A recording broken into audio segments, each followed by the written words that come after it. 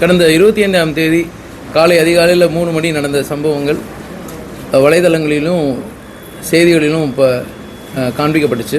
அது சம்பவம் சம்பந்தமாக இப்போ வழக்கு பதிவு பண்ணியிருக்கோம். காணத்தூர் காவல் நிலையத்தில் வழக்கு பதிவு பண்ணி புலன் விசாரணை மேற்கொண்டதில் அந்த சம்பவத்தில் ஈடுபட்டது ஒரு 7 பேர் அப்படின்னு தெரிய வந்தது. அந்த 7 பேரில் இப்போது 4 பேர் கைது செய்யப்பட்டிருக்காங்க. இன்னொரு 3 பேர் கைது செய்யப்பட வேண்டியது இருக்குது. அந்த சம்பவத்தில் ஈடுபட்ட 2 வாகனங்கள் அது 2மே இப்போ பறிமுதல் செய்யப்பட்டிருக்கு.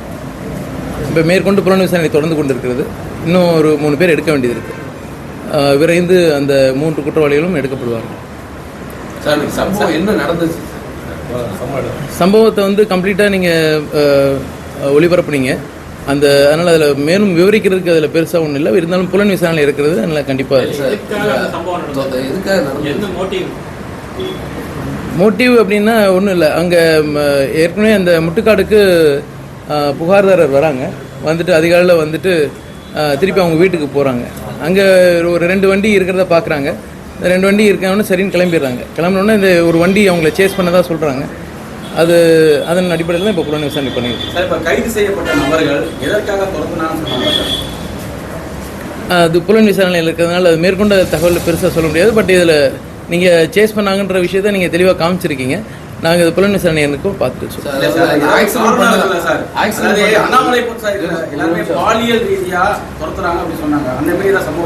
இல்லை பாலியல் ரீதியாக அப்படி துரத்துறாங்கன்னு அப்படின்னு ஒன்றும் இது வரைக்கும் புலன் விசாரணை அப்படி ஒன்றும் வரலை. இப்போதைக்கு கைது நடவடிக்கை எடுக்கப்பட்ட 4 குற்றவாளிகள் எடுத்திருக்கோம். அவங்க அது மாதிரி ஒன்றும் கருத்துக்கள் இல்லை. எங்கள் புலன் விசாரணை அப்படி இருக்க மாதிரி இல்லை. ஆக்சிடென்ட் பண்ணிட்டு போய் ஏதோ அதுக்காக போன மாதிரி சொன்னீங்க. இப்போ அதை பற்றி ரொம்ப விவரமாக பேசணும்னா புலன் விசாரணை கேட்டு போகும். அதனால் அதில் அவங்கள கூப்பிட்டு என்கொயரி பண்ணியிருக்கோமா சார்? இந்த ஆக்சிடென்ட் நடந்துச்சா இல்லையாங்கிறது எனக்கு சொல்லுங்க. பெண்ணை கூப்பிட்டு விசாரிச்சிருக்கோமா ஆக்சிடென்ட் நடந்துச்சா இல்லையா? கண்டிப்பாக விசாரிச்சிருக்கோம். அவங்க வாகனத்தில் இடிச்சாங்கன்ற ஒரு கிளைம் இருக்கானா? அப்படிலாம் ஒன்றும் இல்லை. வாகனத்தில் இடிப்படலை எதுவும். இன்னொரு வாகனத்தை சேஸ் பண்ணுறாங்க. அது ஒரு சின்ன மிஸ்கன்செப்ஷன் இருக்குது. அது என்னென்னு புலன் விசாரணையில் அவுட்கமாக வெளியில் வரும். இவங்க ஏதாவது குடிபோதையில் இருந்தாங்களா சார்? இல்லை வண்டி ஓட்டினவங்க யாரும் குடிபோதை? வண்டி ஓட்டணும் இல்லை, குடிபோதெல்லாம் இல்லை. குறிப்பிட்ட ஒரு கட்சியோட கொடி அந்த காரில் இருந்துச்சு சார். அதோட பின்புலம் என்ன சார்? கண்டிப்பாக இதில் கட்சிக்கோ இதுக்கும் எதுவும் சம்மந்தம் இல்லை. இதில் இந்த சம்பவத்தில் பயன்படுத்தப்பட்ட ஒரு வண்டியில் ஒரு கட்சி கொடி இருந்ததாக பார்த்துருப்பீங்க. அது காமிச்சிங்க. அது இந்த ஓட்டுநர் அது அதை பயன்படுத்தியிருக்காரு. அது தன்னுடைய ஒரு பார்க்கிங் லாட்டை யூஸ் பண்ணுறதுக்கும் இந்த டோல்கேட்ஸ் இதெல்லாம் அவாய்ட் பண்ணுறதுக்காக தான் அது பயன்படுத்தின மாதிரி தெரியுது. அவர் எந்த ஒரு கட்சியோடையும் தொடர்பு இருக்கிற மாதிரி எந்த விதமான புலன் விசாரணை தெரிய வருது. கைது செய்யப்படும் பின்புலம் என்ன சார்? என்ன படிக்கிறாங்களா, என்ன பண்ணுறாங்க? இப்போது நம்ம இந்த 7 குற்றவாளிகள் சொல்லியிருக்கோம். 7 பேரில் 6 பேர் ஒரு 5 பேர் ஒரு குறிப்பிட்ட ஒரு கல்லூரியில் இங்கே படிக்கிறாங்க. ஒரு நபர் வெளிமாநில கல்லூரியில் படித்து கொண்டிருக்கிறார். இன்னும் ஒருத்தர் இப்போ படித்து முடிச்சிட்டாரு, வேலை பார்த்துட்ருக்காரு. குற்ற வழக்குகள் ஏற்கனவே இருக்கா சார்? இதில் ஒரு பர்டிகுலர் நபர், அதை நீங்கள் செய்தியில் போட்டிருந்தீங்க, சந்துருன்னு பேர் போட்டிருந்தீங்க. அந்த நபருக்கு ஏற்கனவே சிட்டி லிமிட்டில் ஒரு 2 குற்ற வழக்குகள் இருக்குது. அது சம்மந்தமாக அது புலன் விசாரணை மேற்கொண்டு. அன்றைக்கி ஏதாவது ராபரி மோட்டிவ் ஏதாவது இருந்துச்சு அந்த மாதிரி ஏதாவது? இல்லை அது மாதிரிலாம் எதுவும் ராபரி மோட்டிவ் அது மாதிரிலாம் ஒன்றும் இல்லை. இது அன்றைக்கி நைட்டு வராங்க. அந்த முட்டுக்காடு பிரிட்ஜில் யூ டர்ன் போட்டு போகிறாங்க. அது மேற்கொண்டு இதில் நடந்த சம்பவம் தான்.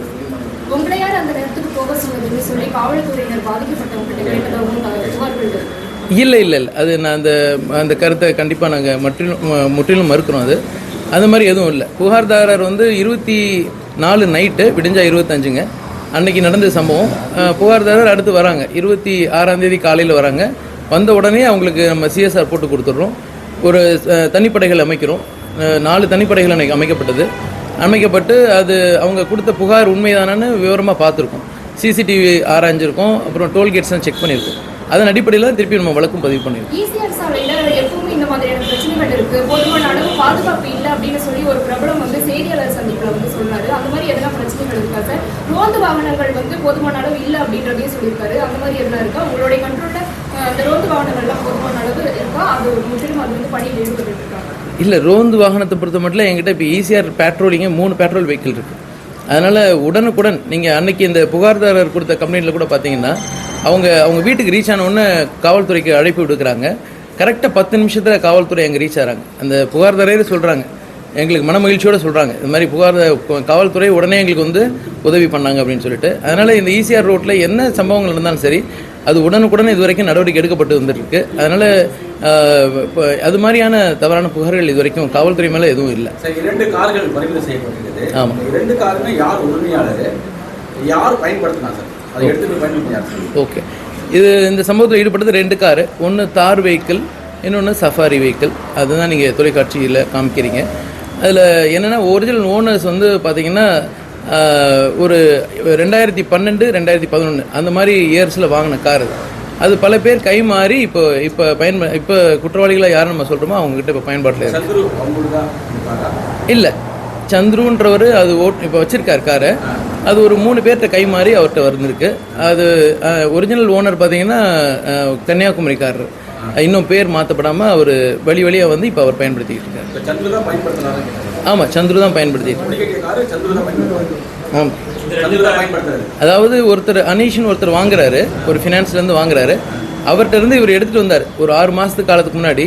அந்த காரை வாங்குறதுக்கு ஒரு பயன்பாட்டுக்காக வாங்கிட்டு வர்றாரு. திருப்பி அவர்கிட்ட கொடுக்காம இவர் ஓட்டிக்கிட்டு இருக்காரு. அனீஷ் அப்படின்ற ஒருத்தர் நபரோடது. அவர் இந்த சந்துரு தேடிக்கிட்டு இருக்காரு தினமும், எங்களுக்கு காரை கொண்டாந்து கொடுங்கன்னு சொல்லி. அவர் தான் இவர் தவறாக பயன்படுத்தியிருக்கார்.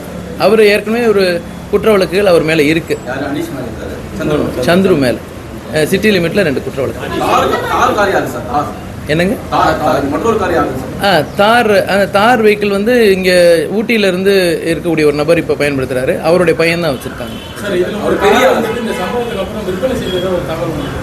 எது இந்த 2 காருமா? இல்லை, சம்பவத்தில் ஈடுபட்ட அந்த காரை கரெக்டாக நம்ம எடுத்து சீஸ் பண்ணியிருக்கோம், பறிமுதல் பண்ணியிருக்கோம். நம்ம கஸ்டடியில் தான் இப்போ இருக்குது.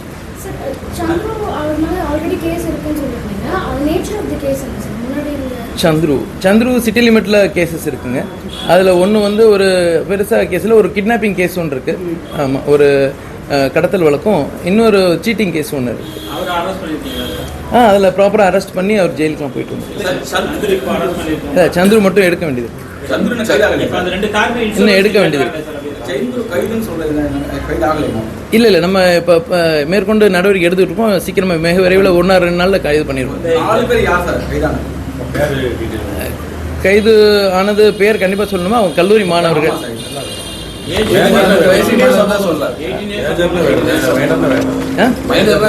இல்லை, எல்லாருமே கல்லூரி மாணவர்கள். அதனால் 20 வயசு வேண்டாம்னு நினைக்கிறேன். புலன் விசாரணை தான் இருக்குது, பார்த்துக்கலாம்.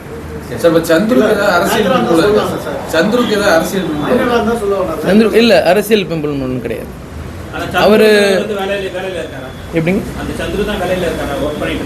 சந்துரு வந்து பெருசாக வேலை இல்லை. முன்னாடி ஒரு செல்ஃபோன் இல்லை, அவர் வந்து முன்னாடி 2017 வாக்கிலேயே ஒரு படிச்சிருக்காரு, diploma in electronics and communication படிச்சிருக்காரு. அதுக்கப்புறம் ஒரு சின்ன செல்ஃபோன் கடை வச்சு வேலை பார்த்துருக்காரு. இந்த மாதிரி சின்ன வேலைகள் பார்த்துருக்காரு, தவிர நிரந்தரமான வேலையில் இல்லை.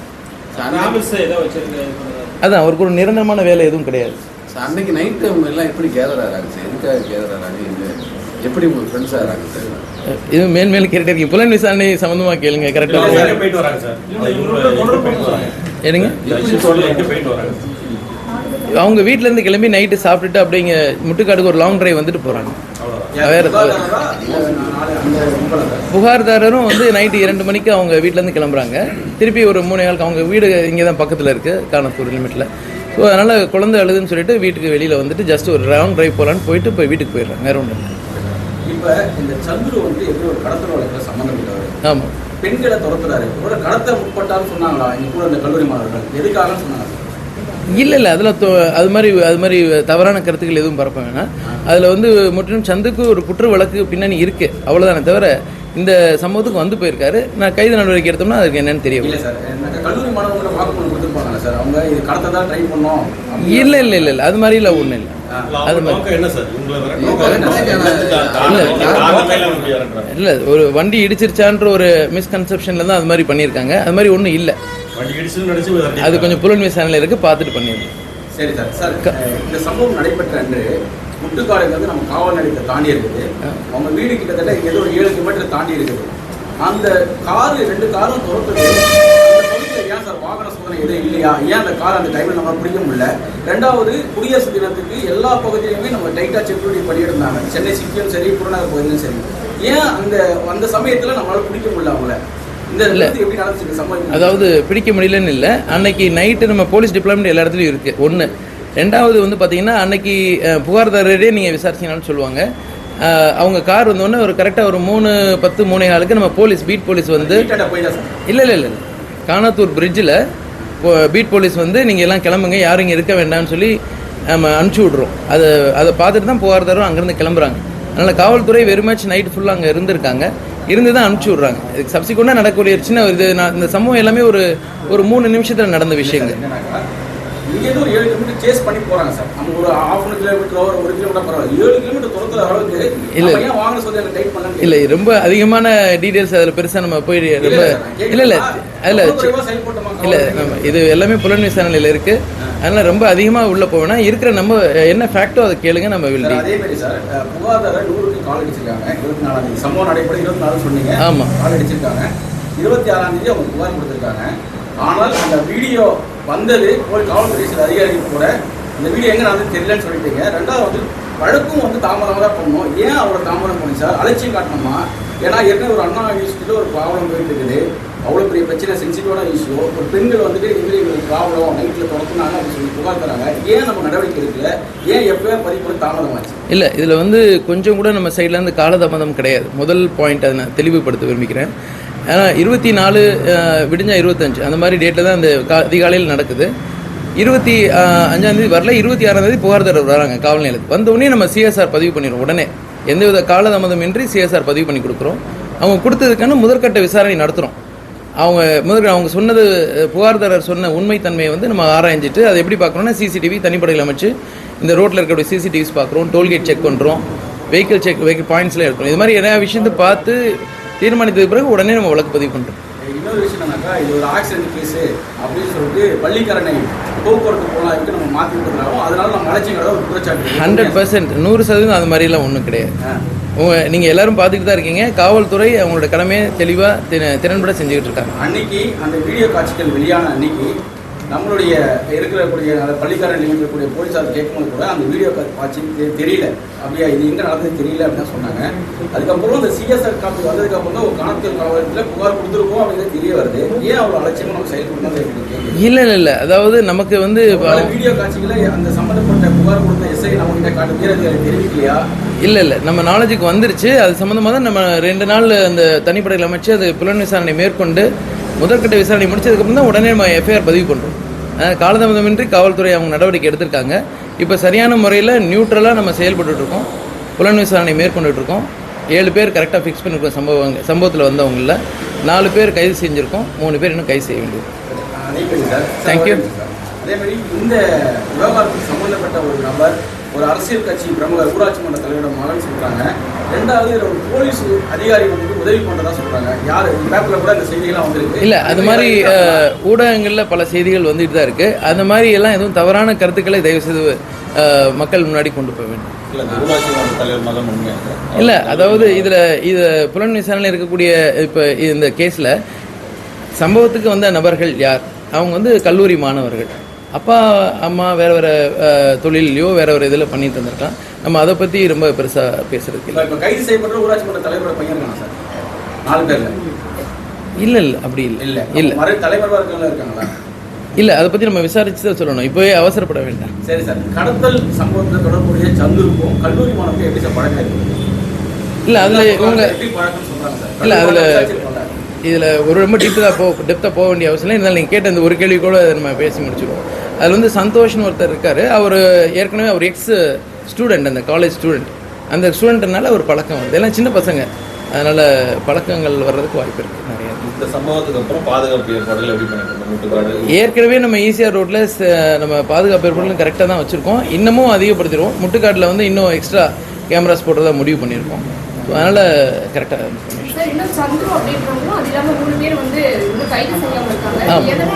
சந்துருவோட சேர்ந்து 2 பேர். இல்லை, இப்போ எல்லாருமே இப்போ நீங்கள் இன்னைக்கு ப்ரெஸ்க்கு சொல்லியிருக்கோம். இன்றைக்கி இன்னும் ஒரு 1-2 நாளில் நம்ம கண்டிப்பாக அவங்களையும் எடுத்துருவோம். அந்த வீடியோ உள்நோக்கத்தோட வெளியிடப்பட்டதா? அதாவது காவல்துறை கைக்கு முன்னாடி நடக்குதா, அதுக்கப்புறம் அந்த உள்நோக்கத்தோட அந்த வீடியோ வெளியிட்டாங்களா, அதை பத்தி ஏதாவது? இது உள்நோக்கம்லாம் ஒன்றும் இல்லை. அவங்க புகார்தாரர் அவங்க எடுத்த பதிவை இன்னொரு ஃப்ரெண்ட்ஸ்கிட்ட கொடுத்துருக்காங்க, அது அப்படியே வெளியில் லீக் விட்டாங்க. சார் இவங்க ஒரு சம்பவத்தில் ஈடுபட்டிருக்காங்களா? ஏதாவது புகார் வந்திருக்கா? அவங்க விசாரணை சொல்லியிருக்காங்க. யார்? இதே போல இல்லை இல்லை இல்லை, மாணவர்கள்லாம் படிக்கக்கூடிய கல்லூரி மாணவர்கள், அந்த மாதிரி எதுவும் பெருசாக இல்லை. சார், அண்ணா பல்கலைக்கழகத்தில் நடந்த பாலியல் சம்பவம் தொடர்ந்து இதுவும் நடக்குது. இது மக்கள் மத்தியில் வந்துட்டு பாலியல் சீண்டலாக தான் பேச்சு இருக்கு மக்கள் மத்தியில். இப்போ காணத்துக்கு பிரச்சனை இது தொடர்ந்து போயிட்டு இருக்கையில் இதுக்கான விளக்கம் வந்துட்டு அந்த புகாருடைய சாராம்சம் வந்துட்டு காவல்துறைக்கு எதுவுமே வரவே இல்லை. அதான் இப்போ நம்ம சொல்கிறோமே, நீங்கள் ஓப்பனாக கேட்டீங்க, எல்லாமே நான் ஓப்பனாக சொல்லிட்டேன். அதனால் அது மாதிரி தவறான இது எதுவுமே செய்திகள் இல்லை. இது முழுக்க அன்றைக்கி நடந்த இன்சிடென்ட் புலன் விசாரணை நடந்துகிட்டு இருக்கு. நியூட்ரலாக நம்ம கண்டக்ட் பண்ணுவோம். காவல்துறை தன்னை கடமையை சிறப்பாக செய்யும். சார், அதாவது பெரிய ஒரு விவகாரம் சார், பெண்கள் சம்பந்த விவகாரம். ஏன் ஒரு தகவலை பற்றி ஏன் படைக்கிறோம் சார்? யாராவது ஒருத்தவங்க ஒரு அதிகாரி கொடுத்தாங்கனாக்கா கண்டுபிடிச்சிட்டாங்க, கைது பண்ணாங்கன்னு போடலாம். அதுக்கப்புறம் கடைசி அந்த காரை வந்துட்டு நிறைய பஞ்சர் குத்தி பதிவுலாம் வச்சுருந்தா சொன்னாங்க. அதை பற்றி ஒரு வளத்தை சொன்னீங்க, எப்படி கண்டுபிடிச்சா சொன்னீங்க நல்லா இருக்கும் சார். இல்லை பதிங்கிட்டாங்க, எப்படி கண்டுபிடிச்சோம்? அதாவது காவல்துறை வழக்கு பதிவு செய்ததுக்கப்புறமா குற்றவாளியை கைது செய்து அவங்ககிட்ட இருந்து வாகனங்களை பறிமுதல் செய்யணும். இதில் வந்து எந்த விதமான உள்நோக்கமும் எதுவும் கிடையாது. புலன் விசாரணை இருக்கக்கூடிய வெஹிக்கிள்ஸை வந்து நம்ம கோர்ட்டுக்கு ஆஜர்படுத்த போகிறோம், நம்பர் வாங்க போகிறோம். அதில் நீங்கள் சொல்கிற மாதிரி அது மாதிரி கருத்துக்கள் எதுவும் இல்லை. காரை எப்படி கண்டுபிடிச்சோம்? நம்ம குற்றவாளி எப்படி கண்டுபிடிச்சோம்? அந்த வார்த்தைகளை கஷ்டப்பட்டு கண்டுபிடிச்சிருக்கீங்க, எப்படி கண்டுபிடிச்சீங்க மறைஞ்சிருந்தாங்க? இல்லை, அதான் அதில் தனிப்படைகள் அமைச்சிருக்கோம், 6 டீம் ஃபார்ம் பண்ணியிருக்கோம். வேறு இடத்துல இருந்தாங்க, யாரும் இங்கே சென்னை உட்பட்டு பக்கத்தில் இல்லை. இருந்தாலும் வேறு இடத்துல இருந்து நம்ம கொஞ்சம் ஒர்க் அவுட் பண்ணி தான் பிடிச்சிருக்கோம். இந்த காரை மறைக்கிறதுக்கு பஞ்சர் பண்ணாங்க, பழுதாக்குனாங்க, ஒரு இடத்துல கிடங்குல போட்டு வச்சுருந்தாங்க அப்படிலாம் சொல்கிறாங்க. அது உண்மையாக எப்படி? இல்லை, அதை பற்றி நம்ம ரொம்ப பேசினோம்னா அது இது ஒரு கதை சொல்கிற மாதிரி இருக்கும். வேணும். இல்லை சார், நடந்தது கண்டுபிடிச்சிருக்கோம் சார். இல்லை, கண்டுபிடிச்சிருக்கோம். ஒரு இடத்துல இருந்துச்சு, நாங்கள் எடுத்துகிட்டு வந்திருக்கோம். கல்லூரி மாணவர்களுக்கு என்ன நோக்கத்துக்காக அவங்க அந்த மாதிரி மோட்டிவ், என்ன மோட்டிவ் சார்? இவங்களை டார்கெட் பண்ணுறதுக்கு என்ன மோட்டிவ்? இதோட பேஸ் ஏதாவது ஒன்று இருக்கணும் இல்லையா? எதுவுமே இல்லாமல் சம்மந்தம் இல்லாத 2 பேர் வந்து இவங்க டார்கெட் டிக்கெட் பண்ணுறதுக்கு அவசியம் இல்லை. அதனால என்ன ரீசன், அது பேஸ் ஏதாவது விசாரிச்சிருக்கீங்களா? என்ன காரணத்துக்காக அவங்க வந்து இவங்க மேலே அட்டாக் பண்ண வந்தாங்க? அந்த பையன் ஓடி வந்து கார் கண்ணாடி அடிக்கிறான், அந்த அளவுக்கு பண்ணுறோம், ஒரு எமோஷன். இல்லை, அது வந்து ஒரு ஒன்றும் இல்லை. அதான் நம்ம சொல்கிற புலன் விசாரணை என்னன்னு சொன்னேன். இருந்தாலும் பரவாயில்ல, நீங்கள் ரொம்ப டித்தகைங்க. அது ஒன்றும் இல்லை. அது ஒரு ஆக்சிடென்ட் நடந்திருக்குமோன்னு ஒரு மிஸ்கன்செப்ஷன் தான், ஒரு பிம்பம் தான் அது. அது மாதிரி ஒன்றும் நடக்கலை. ஆனால் அது விசாரணை நமக்கு தெரிய வந்திருக்கு. நம்ம மேற்கொண்டு அதை சொல்லலாம். வேறு ஒன்றும் அதில் ஒன்றும் மோட்டிவ் இல்லை சார். இப்போ ஈசிஆர் பகுதி வந்தாக்கா பெண்கள் வந்து ஒரு பதட்டமாக இருப்பாங்க. 100% மக்கள் வந்து பதட்டப்பட வேண்டிய அவசியம் கிடையாது. ஈசிஆர் பகுதியில் ரொம்ப அமைதியான சூழ்நிலை நிலவிக்கிட்டு இருக்கு. அதனால தான் மக்கள் நிறைய பேர் வந்து போகிறாங்க. இருந்த போதிலும் எங்களுடைய ரோந்து வாகனங்களை இன்னும் அதிகப்படியான ரோந்து வாகனங்களை ஈடுபடுத்துவதாக இருக்கிறோம். மேற்கொண்டு இந்த முட்டுக்காடு பிரிட்ஜ் பக்கத்தில் இன்னும் 2 கேமராஸ் அடிஷனில் போட்டதாகவும் இருக்கும். தேங்க்யூ.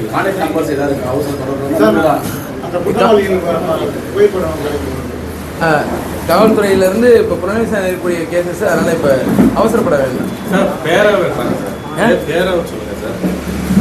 பசங்க பேர் பேர் மட்டும்